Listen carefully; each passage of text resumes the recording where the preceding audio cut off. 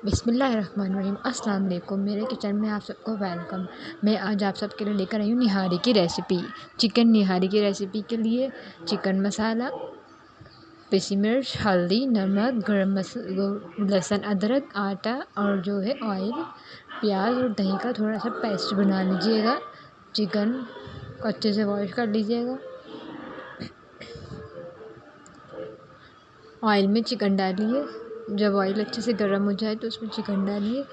Chicken डालने के बाद जो है आप उसमें फिर वो प्याज उसका पेस्ट डाल दीजिए, पिसी मिर्चें और ये पैकेट निहारी मसाला डाल दीजिए। जब ये अच्छे से भुन जाए जब ये भुन जाए प्याज और वो, आप मेरी वीडियो को लाइक करिएगा, फॉलो करिएगा, सब्सक्राइब करिएगा। बहुत मज़े की बनती है निहारी। इसमें जो है जब ये हम मसाले डाल देंगे हम, फिर जो है ना आप इसको अच्छे से ब्राउन कर दीजिएगा। देखिए अब ये भुन गई है। भुनने के बाद ये इस तरीके की हो जाएगी कुछ।